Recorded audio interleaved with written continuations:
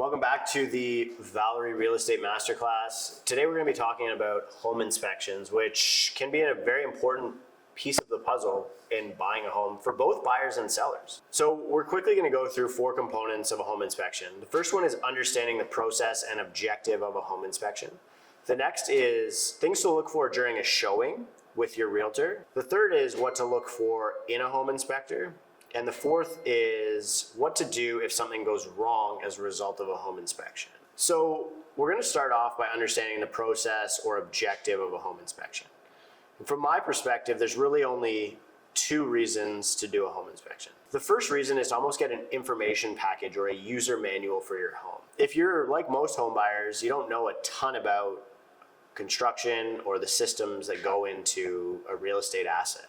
And hiring a qualified individual to tell you all about that is something that most buyers find really helpful. They can also help you to forecast for different maintenance items that might come up and when you need to be mindful to replace certain features in the home.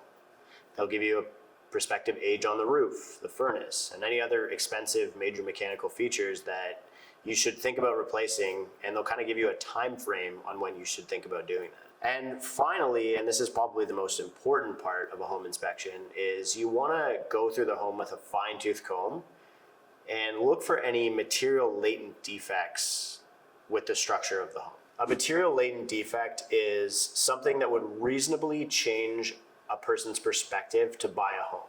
So this could be a hidden flaw in the house that could cost a lot of money to remedy. When you're going through a home with a realtor, it might be hard to identify things like this, and that's really where the role of a home inspector can come into play. You should try and investigate the age of certain features in a house to have an idea of whether or not you might need a home inspection or what things you might be forecasting for when you're making an offer. But the home inspection is really the thorough analysis of all of these systems in the house and the costs and maintenance schedules associated with managing those. When you're looking at a house from a showing, ask your realtor to look up the age of the home. This might give you an idea of different things that you might need to look out for in a home inspection. For example, homes built in the 70s to 90s might have aluminum wiring, or homes built in the 50s to 60s might have asbestos. And while these aren't unsolvable problems, they're problems nonetheless and things that you want to be mindful of. If you're looking at a much older home, it might have a stone foundation, and the majority of people don't know much about stone foundations because they're not a modern building system. And on that note, just like real estate professionals, certain home inspectors can have more experience in different types of homes. If you're buying a century home, there are in fact home inspectors that specialize in that type of home. If you're buying a newer home, it might be built under modern Ontario building code and have a lot of advanced sustainability features that you need a inspector who's familiar with these systems to take a look at the property. Furthermore, if the property is exceptionally new, it might still be within the warranty period of Tarion. And at that point, you might actually want to identify any defects in the house so that you can make a warranty claim if you need to as a purchaser of the home. When asking for a recommendation for a home inspector, we typically recommend that you actually ask for 3. And similar to the process of interviewing realtors, you interview multiple home inspectors. If a real estate professional is really pushing one single option, some people consider this a bit of a red flag or the ability for a conflict of interest to arise. And there is speculation in the industry that some home inspectors are supportive of the agent's cause, which is getting the home sold, and some are more supportive of the buyer's cause, which is determining whether or not the home is a safe purchase and what issues might arise. Another thing that's common in the industry is a seller might actually already have a home inspection done. The challenge with this, just like the challenge with taking the sole recommendation of a real estate professional as an inspector, is you don't necessarily know whether or not the inspector is working exclusively for you.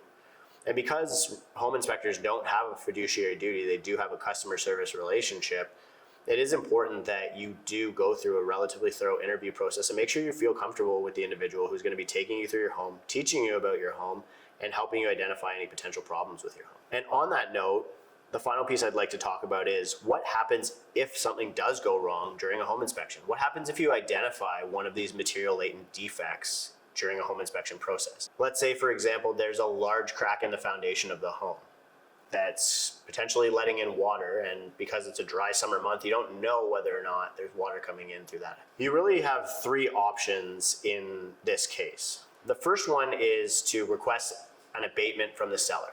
This would be asking the seller to reduce their price by the proportionate amount that it would cost you to fix that. And maybe the seller will say, I think that that's a little bit of an overstatement of the cost. I think that somewhere between $0 and the estimate that you're giving me is a more reasonable price, and that's what I'm going to settle for. And this negotiation process often takes place when you're removing the inspection condition, and the negotiation looks very much like the signing back of an offer. The seller might also offer to remedy this issue for you because they feel like they're capable of doing it, or there might be a tax incentive for them to have that done prior to selling the house to you if it's an investment and it's subject to capital gains. You can also feel free to request that the seller remedies any major or minor issues that might come up. And this is exceptionally common for small maintenance items that come up during an inspection that the buyer would prefer to have addressed prior to closing of the property. The final option that you have is that if something comes up in the inspection that is too scary, too expensive, or neither party can agree who's going to take care of it, you can walk away from the purchase. That's the reason that you have a condition, is that it's conditional on you being satisfied with the inspection of the property. If you're satisfied with the inspection, you don't need an abatement or a remedy, or you haven't decided to walk away from the purchase of the property, in order to firm up the agreement and remove the condition on the home inspection, you'll have to fulfill, waive, or amend away that condition. A home inspection condition typically reads as, this offer is conditional upon the inspection of subject property by a licensed home inspector at the buyer's expense, so you're the one paying for it, and then it'll stipulate a period of time, usually 5 days, and once the home inspection is complete, you would actually remove this condition from the agreement. Financing conditions work in a very similar fashion. You just have to take the agreement to a lender during that period of time rather than a home inspector. Using conditions like a home inspection or a financing condition, which is going to be covered in the mortgage segment of this course, or even a status certificate, which allows you to review a condominium certificate with the help of a lawyer, can be included for you as a buyer and for your benefit. The challenge with this is it's included for your benefit, and the seller might not feel exceptionally compelled to accept an offer that has a way for you to get out of it. And while this isn't really a recommendation that you don't include these things, it's just worth understanding the mechanics there, because it can make your offer a little bit less attractive to a seller, and you might need to compensate for that in some other way. So I want to let you know that I appreciate you taking the time to get this far in the course. In the next module, we will be touching on some of the finer details of mortgages, also known as leverage, which is one of the most attractive parts of real estate investing. And for this segment of the course, you're going to be joined by a good friend of mine and co-host of the Canadian Real Estate Investor podcast, Nick Hill. So you're in great hands. And if you're not careful, leverage can amplify the damage of a real estate investment. And this is why you really need to know what you're doing. So make sure you pay attention.